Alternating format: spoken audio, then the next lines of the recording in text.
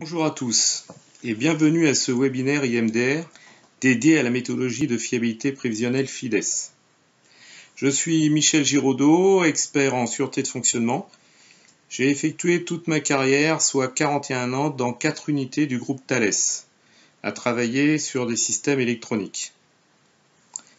Je suis actuellement le président de la commission de normalisation de sûreté de fonctionnement AFNOR UF56 et co-animateur du groupe de travail et de réflexion IMDR, maintenance et développement de la méthodologie FIDES.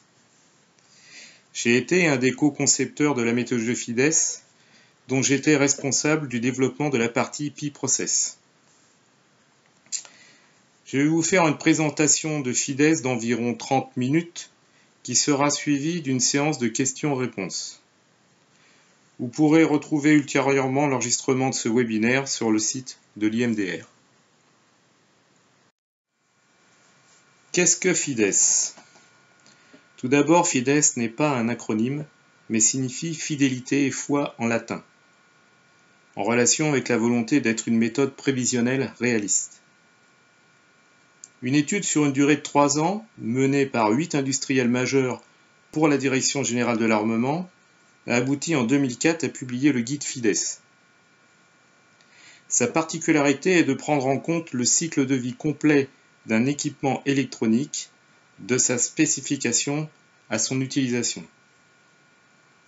FIDES est une norme française depuis 2005, une mise à jour a été publiée en 2011, et il est prévu une nouvelle mise à jour en 2021. Un groupe de travail MDR dédié au développement et au maintien de la méthodologie existe depuis 2007. Le guide FIDES a 2 objectifs principaux.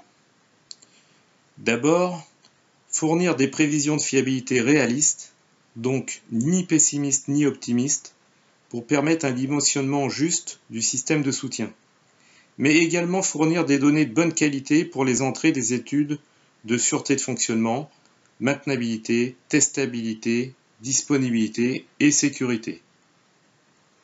Le deuxième objectif est de fournir un guide d'ingénierie de fiabilité pour évaluer la maturité d'une entreprise et la définition d'un plan d'amélioration dans le domaine de la fiabilité. Pourquoi FIDES? FIDES a été spécifié pour remplacer les documents existants devenus obsolètes, face à l'évolution rapide des technologies de composants et la non prise en compte des dernières lois d'accélération physique récemment définies. Les données de l'IEC 63280, connues sous le nom de recueil de données de fiabilité du CNET, le Centre national d'études des télécommunications, datent d'avant 2000 et n'ont pas été remises à jour depuis. Cette norme n'est plus adaptée aux profils de vie complexes ni aux environnements sévères. L'IEC 62380 a été fusionné, remplacé par la dernière version de l'IEC 61709, mais qui n'intègre pas les taux de défaillance de base, ce qui ne permet pas de faire des calculs de taux de défaillance. Donc FIDES est une réponse à des enjeux économiques et de sécurité. FIDES est adapté à la tenue des engagements de SDF et au dimensionnement correct du système de soutien. Par rapport aux causes racines des défaillances et l'impact du processus industriel, une innovation majeure de FIDES concerne la prise en compte de la maturité des industriels dans l'emploi des composants tout au long du cycle de vie du produit. À fonction égale, les taux de défaillance des composants ayant été réduits drastiquement, les taux extrinsèques de mise en œuvre des composants ne sont plus négligeables et peuvent même dépasser ceux des composants. L'impact du processus chez certains industriels peut représenter plus de 70% des défaillances. Les 3 pointes du triangle FIDES. La méthodologie FIDES est basée sur 3 piliers principaux. La technologie d'un composant, qui correspond à une classification technologique spécifique, son utilisation au travers du profil de vie et des stress qui lui sont appliqués, et au processus qui traduit l'impact industriel et qui est évalué par un audit. Modèle global de fiabilité FIDES. Le taux de défaillance calculé par la méthodologie FIDES est un taux de défaillance calendaire, c'est-à-dire qu'il correspond à un taux de défaillance moyen sur la durée totale du profil de vie. FIDES est basé sur les principes de la physique des défaillances et a comme modèle générique taux de défaillance lambda égale taux de défaillance lambda physique multiplié par le paramètre pi-pm, part manufacturing, multiplié par le paramètre pi-process.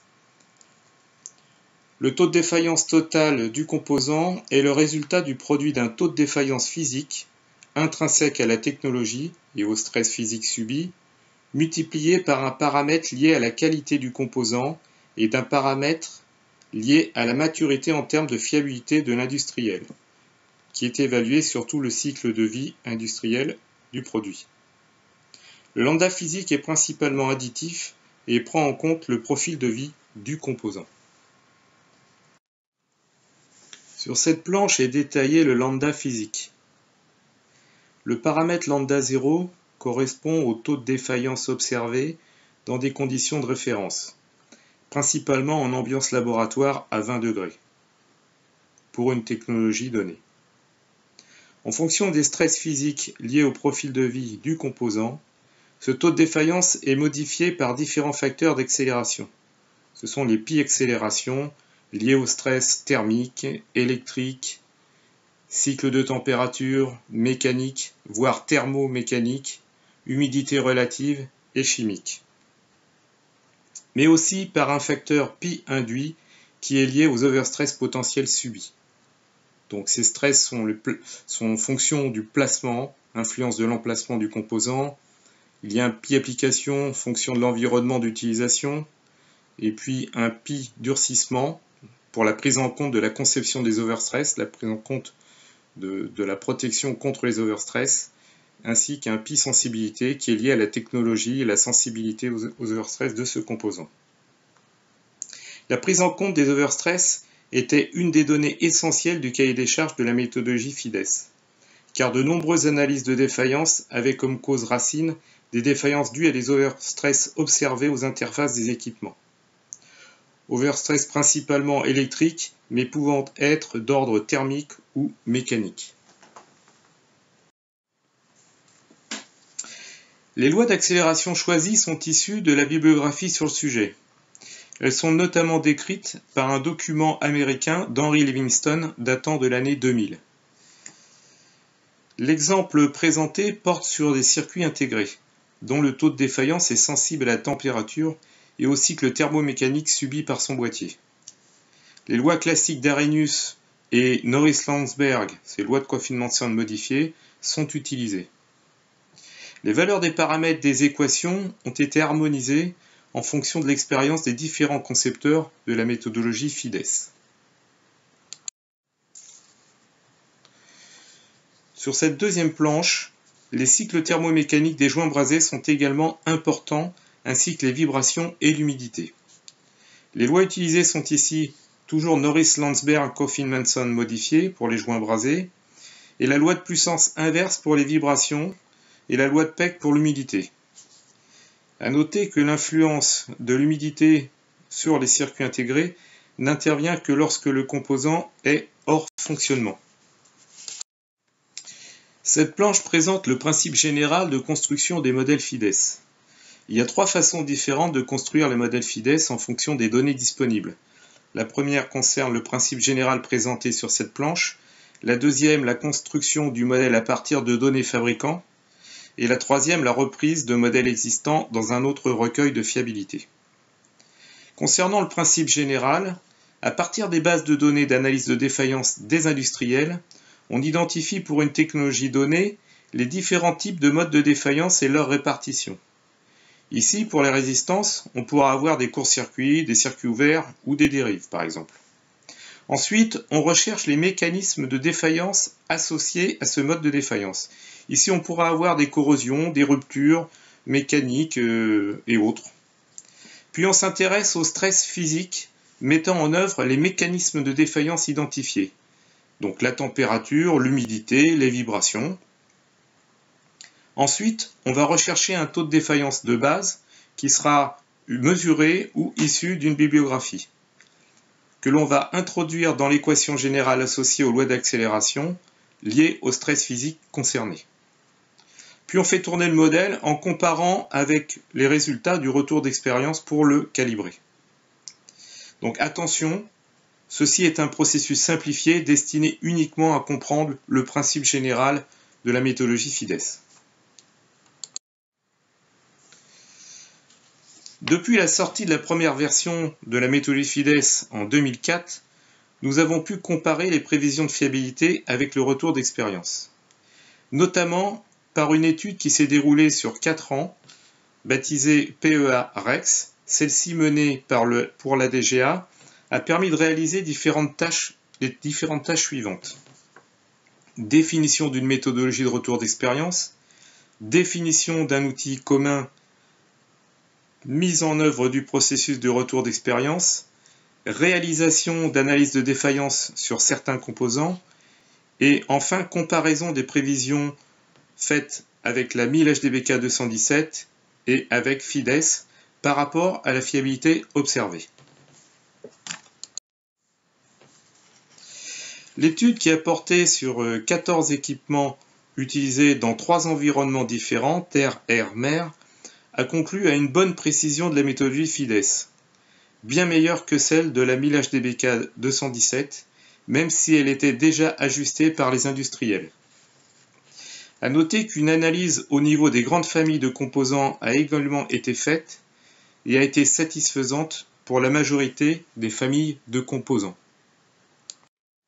FIDES n'a cessé d'évoluer depuis son origine, avec un guide remis à jour en 2009, puis une étude qui s'est déroulée sur 4 ans, le PEA PISTIS de la DGA. Les motivations de cette étude étaient les suivantes. Il n'y avait pas de retour d'expérience sur les dernières technologies mises sur le marché, la précision des prévisions de fiabilité était incertaine et les modèles de taux de défaillance inexistants. D'autre part, des besoins nouveaux pour les nouveaux systèmes évoluaient, avec un haut niveau de performance attendu associé à une efficience de la thermique renforcée. Avec l'utilisation des technologies émergentes, les marges de fiabilité pouvaient décroître, et il n'y avait pas d'évaluation disponible de la durée de vie potentiellement limitée en environnement sévère pour ces technologies.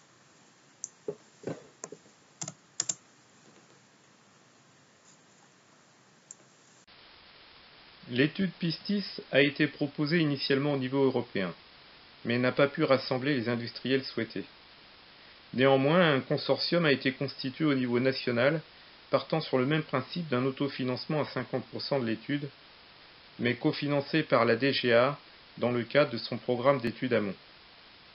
Le consortium a été constitué de 14 sociétés et académiques qui ont travaillé ensemble pendant 4 ans, de 2016 à 2020.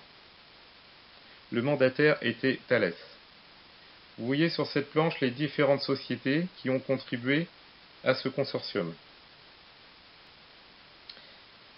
Cette étude a donc permis de mettre à jour le guide FIDES, mais aussi d'ajouter des modèles et des recommandations sur les nouvelles technologies, sur les DSM, Deep Submicron Technologies, pour les FPGA, les SDRAM et les mémoires flash, ainsi que pour la technologie GaN, pour les composants de puissance hyperfréquence, pour les transistors MOSFET et IGBT. Donc à noter que les niveaux de stress pour les essais étaient égaux au niveau extrême des profils de vie. La publication du nouveau guide FIDES est prévue pour 2021. Une autre étude dédiée à l'adaptation de FIDES au domaine spatial a également vu le jour. Il s'agit de l'étude NRPM pour New Reliability Prediction Methodology, Aimed at Space Applications. Un grand travail a été réalisé pour analyser toute la méthodologie et proposer des adaptations. Analyse des familles de composants couvertes, valeurs par défaut potentielles, ajustement des facteurs qualité et de l'audit FIDES.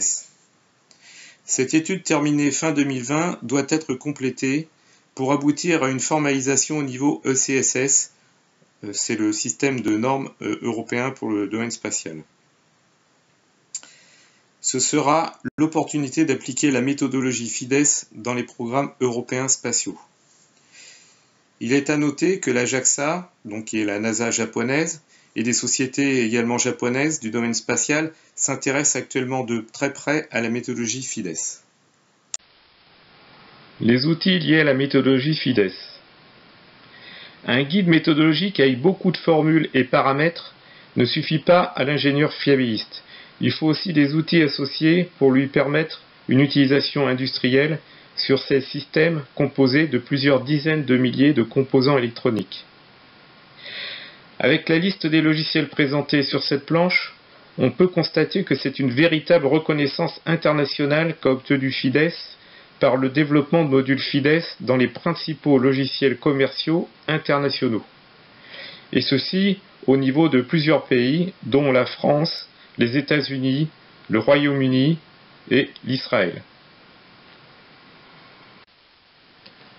Il faut noter également qu'un outil gratuit, développé à partir d'un projet IMDR, existe. Il s'agit de l'outil FIDES Expert Tool. Cet outil est téléchargeable sur le site FIDES et utilise des fichiers d'entrée et de sortie au format Excel. Cet outil permet de réaliser des calculs de fiabilité au niveau assemblage de composants tels une carte électronique. Cet outil est aussi adapté à l'usage des PME pour les petits projets et peut être également utilisé pour l'expérimentation de la méthodologie. Cet outil est développé et maintenu par la société LGM. Un nouveau projet MDR sous la référence FP16, destiné à mettre à jour l'outil avec le nouveau guide FIDES 2021, a été ouvert à la souscription. Le projet démarrera quand un nombre suffisant de souscripteurs aura été atteint, vraisemblablement en 2021. Si vous êtes intéressé par ce nouvel outil, n'hésitez pas à souscrire. Vous pouvez me contacter directement l'IMDR ou le GTR FIDES IMDR si vous voulez plus de précision. Une méthodologie reconnue au niveau national ou international doit avoir une référence normative pour pouvoir être citée. Une utilisation commune d'une même méthodologie par différents industriels nécessite également sa normalisation. FIDES a obtenu ce statut dès 2005 sous la référence UTEC 80811, mais a également été reconnu au niveau européen par la Commission européenne et sa recommandation comme meilleure pratique de prévision de fiabilité dans le cadre du référentiel EDSTAR destiné au futur programme de défense européen. Vous pouvez accéder à ce document sur le site EDSTAR au niveau du groupe de travail EG17 Dependability and Safety. Cette recommandation a été faite en 2011. Une recherche de normalisation internationale a été également recherchée pour FIDES. Celle-ci a été atteinte par des travaux au niveau IEC qui ont démarré fin 2017. Ce nouveau projet IEC a obtenu le bon score de 80% de votes favorables. Le document de travail porte la référence IEC 63142 et actuellement il y a 13 pays contributeurs et 25 experts qui travaillent sur ce sujet. Compte tenu du temps important nécessaire pour obtenir un consensus sur l'écriture de la norme, du fait du nombre important de contributeurs et de la crise sanitaire actuelle, il n'est pas prévu que cette norme sorte avant fin 2022. Pour soutenir la maintenance et le développement de la méthodologie FIDES, un groupe de travail rattaché à l'IMDR a été créé en 2007. Celui-ci, ouvert à tous les adhérents de l'IMDR, permet d'échanger sur la pratique de la méthodologie et de proposer la rédaction de guides d'accompagnement et des fiches de souscription de projets IMDR pour faire évoluer la méthodologie.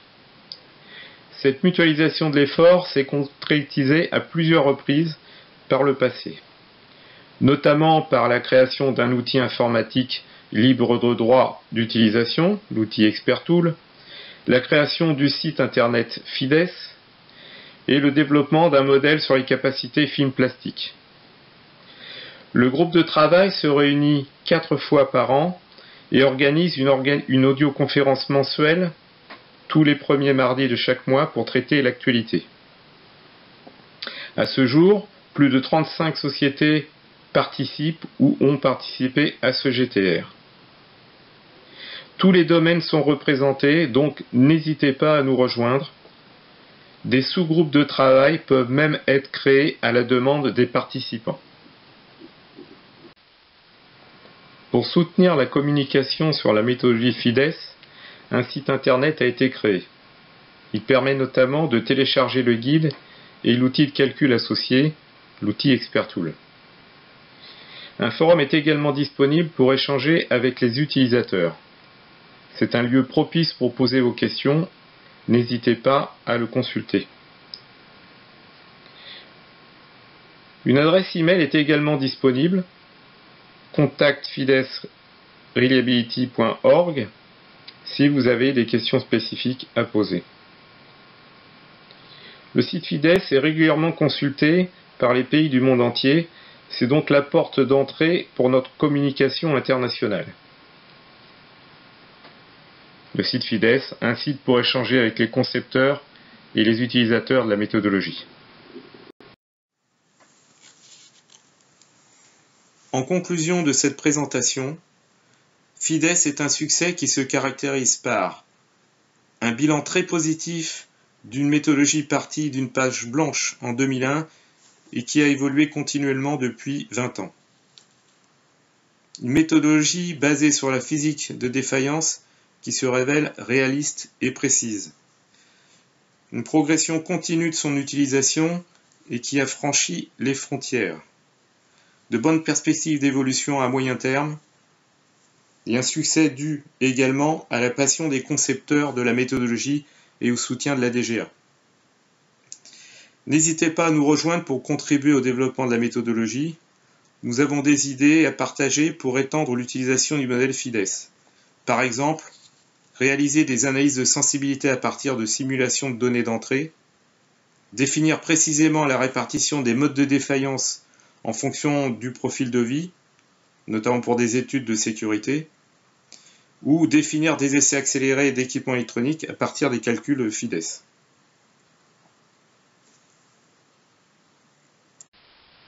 Vous trouverez sur cette planche quelques références de documents liés à la publication. Il existe par ailleurs un grand nombre de présentations ou publications faites sur la méthodologie FIDES. N'hésitez pas à nous contacter par l'intermédiaire du GTR FIDES pour avoir accès à cette liste. Merci de votre attention pour cette présentation synthétique de la méthodologie FIDES. Nous pouvons maintenant passer aux questions-réponses. C'est à vous.